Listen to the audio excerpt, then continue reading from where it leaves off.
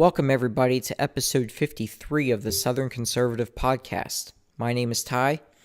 This is the second podcast today. Be sure to listen to the previous podcast, episode 52, before you listen to this podcast. I'll provide a link to that podcast in the description box of this video. This will be the last podcast for this week. The next podcast will not be out until Wednesday, May 9th. In the previous podcast, I mentioned how articles of impeachment have been drawn up against Deputy Attorney General Rod Rosenstein. The articles were drafted by members of the Freedom Caucus. Go back and listen to episode 52 to get more details about why I think Rosenstein should be impeached. It's more than just obstructing the congressional investigations. Rosenstein was asked about the impeachment articles and said the DOJ will not be extorted, but added that the Justice Department will follow the law. Well, one of the powers given to Congress is to have oversight authority for any departments created by Congress. Well, there is a statute that creates the Department of Justice, and there is a statute that creates the Office of the Attorney General. So Congress has oversight of this department, and Congress will demand that Rosenstein follow the law to provide Congress with documents when asked. Now, I've already said many times before, Rosenstein is not cooperating because he himself is in legal jeopardy. He signed off on a warrant to spy on Carter Page, and he failed to make sure the information contained in that FISA application was truthful and accurate.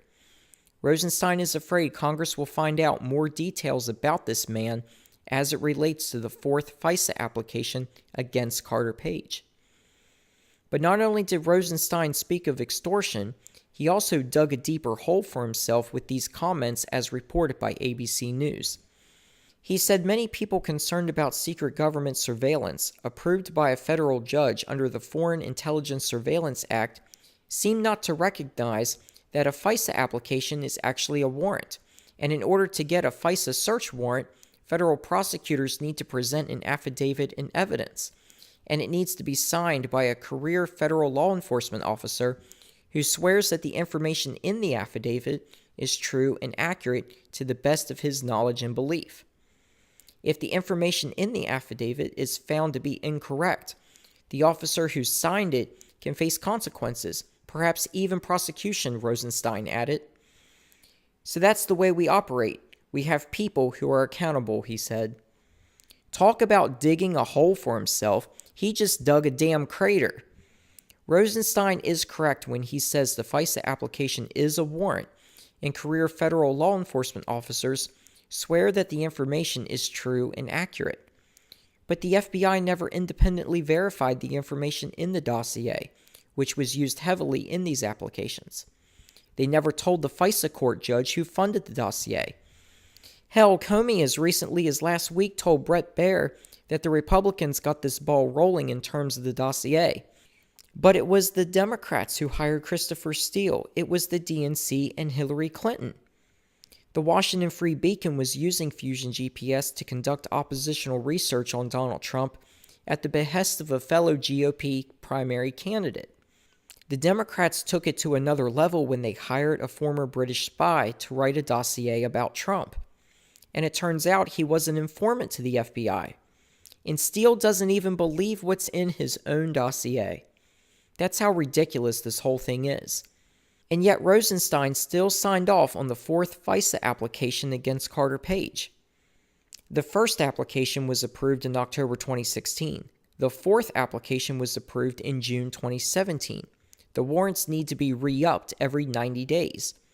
And when Rosenstein says if the information in the affidavit, that is, the FISA application, is found to be incorrect, the officer who signed it can face consequences, perhaps even prosecution. Well then, that's what should be done. And James Comey and Andrew McCabe signed off on the affidavits to represent the FBI. Sally Yates, Dana Bente, and Rod Rosenstein were the signatures found to represent the Justice Department. And it's believed Rosenstein only signed the fourth application because he would not have been the Deputy Attorney General until after the third application was approved. So Rosenstein has laid out the case for prosecuting himself. It's amazing. Switching gears now, you know, many people in Trump's administration have had the screws put to them.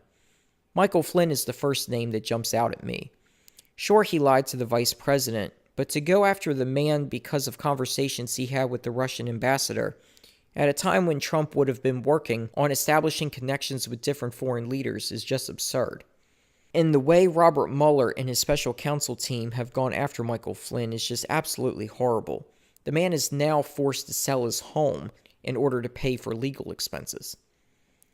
Sarah Carter has recently reported that Ronny Jackson, the man who withdrew his nomination to be the next VA secretary, has had the screws put to him. And this story is absolutely fascinating. Before I get to that story, one of the names who has been pushing these allegations is Montana Senator Jon Tester, a Democrat from a red state who is up for re-election this November. He's called Ronny Jackson Candyman because Jackson supposedly was pushing pills without having the proper medical documentation. But these rumors have yet to be proven, and they had to come from somewhere. I mean, a man who was once the physician assigned to Barack Obama and has received praise from Obama, and then became Trump's physician, all of a sudden has these wild accusations levied against him when Trump puts his name up to be the next VA secretary. Where did the rumors come from? Well, as Sarah Carter recently reported, according to 4 administration officials, the main allegations were brought forth by Vice President Mike Pence's Army physician, Dr. Jennifer Pena, who is assigned to Pence by the White House Medical Unit and does not work directly for the office of the Vice President. Those officials contend Pena has held a long-time grudge against Jackson because of his continuing promotions in the White House. She began her career at the White House during the Obama administration. According to the officials, Pena, who is still active military and assigned to the White House Military Office, did not follow proper protocol to report on the allegations. Instead, she went directly to the Senate with the support of some current and former White House medical staff who were her loyalists. None of the allegations she allegedly brought forth have been substantiated. So basically, there was this ongoing feud between Pena and Jackson, and Pena was jealous of the promotions Jackson was receiving. So she's taking it all out on Jackson. And I can't blame Jackson for not wanting to be part of this whole mess. And when you have a senator like Jon Tester advancing these accusations without any evidence, it's going to be hard to get this man confirmed. Pence's spokesman could not be reached immediately for comment. Pena, who was appointed to the White House Medical Unit during the Obama administration, did not return several calls for comment. According to Democrats with the Senate Veteran Affairs Committee, the bombshell allegations were allegedly backed by 23 individuals, but the committee did not release the names of those individuals bringing the allegations. Jackson, who served in the White House under 3 administrations, withdrew his nomination for Veterans Affairs, and stories contending he is no longer the president's physician are only partially accurate. Jackson has abdicated his role as the president's physician when he was nominated by Trump for the Veterans Affairs Administration, but as of Monday, he continues to work in the White House Medical Unit. Those who have served with Jackson, both in the Bush administration and Trump administration, described the attacks against Jackson's character as flat-out wrong and unbelievable, current and former administrations told Sarah Carter. A number of former Obama administration officials have also come forward in Jackson's defense, along with the U.S. Secret Service, who shot back at the allegations brought by the top Democrat on the Veterans Affairs Committee, Senator Jon Tester of Montana. A White House official told Sarah Carter that there is no evidence or documentation of the allegations that Jackson drove drunk and wrecked a government vehicle. Quarterly audits do not show any evidence that Jackson overprescribed medication, and there is no evidence or reports of him drinking on the job. It's amazing how fake news and outright lies can ruin a stellar career. By all accounts, from Republicans and Democrats who have previously worked with Jackson, he is a very honorable man, and it appears he would have done a great job as VA Secretary. Now, the only good news out of all of this is Republicans have one more thing to run against Jon Tester this November. And unless something drastic would happen, I predict Republicans will pick up Tester's seat in Montana.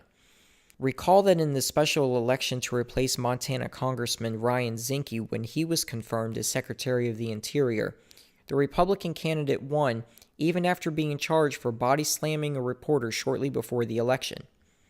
And Montana only has one at-large congressional district making up the entire state. So if a Republican can win that race under those circumstances, Tester hopefully will lose to a Republican challenger. I want to remind everyone to please check out my Facebook page. Go to facebook.com/Southern Conservative.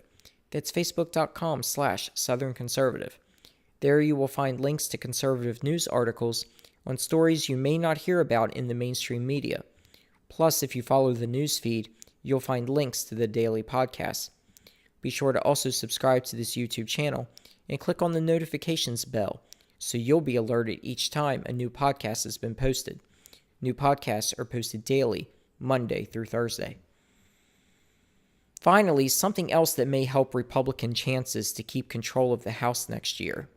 I've talked about how the special elections we've seen over the past year are going to be different than the midterm elections in terms of party platform.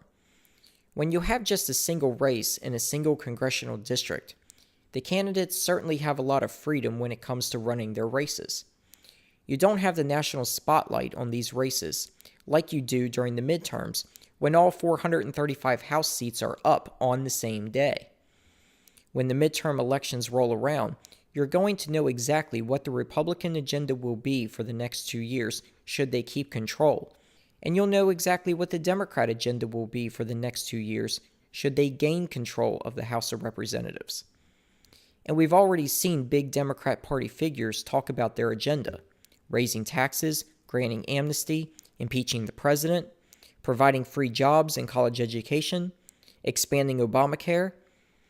It's going to be hard for Democrats to run away from this agenda when you have the party leaders like Nancy Pelosi pushing these items. If Democrats are going to pick up seats, they'll try for those districts that may have otherwise voted Democrat in the past, but voted for Trump in 2016. Realize, though, that these Democrats who voted for Trump can't be far-left progressive liberals. They are most likely Reagan Democrats, blue-collar working-class Democrats. Similar to what we saw in the special election in the 18th District in Pennsylvania. Connor Lamb, the Democrat, tailored his campaign by running more or less on Trump's agenda. He tailored his campaign to the blue-collar working Democrats in his district. You never would have thought he was a Democrat. And he sure didn't advance the agenda put forth by Nancy Pelosi. In fact, he said he would not support Nancy Pelosi for Speaker. Well, Nancy came out and said that if Democrats win control of the House, she will run for Speaker. So now Republicans can make this a campaign against Nancy Pelosi and her agenda, since that will be the agenda advanced if Democrats get control of the House and Nancy is elected Speaker. And Republicans need to start advancing that message now. Start talking about the progressive agenda and how that would fly in the face of the successes we have seen with President Trump. If the economy is still booming, and if Trump can get North Korea to denuclearize, that would be huge. Peace and prosperity are two key things that will keep a party in power. What we need now is the right candidates running in the right districts and have the right message to drive home to the voters. And more importantly, we need the people to get out there and vote for Republicans this November. And if we let Democrats take control of the House, Trump's agenda comes to a grinding halt, and there's a good chance you could see Trump impeached. We cannot let that happen. And that's it for this week, folks. The next podcast will be posted on Wednesday, May 9th. Have a great rest of your week, everybody.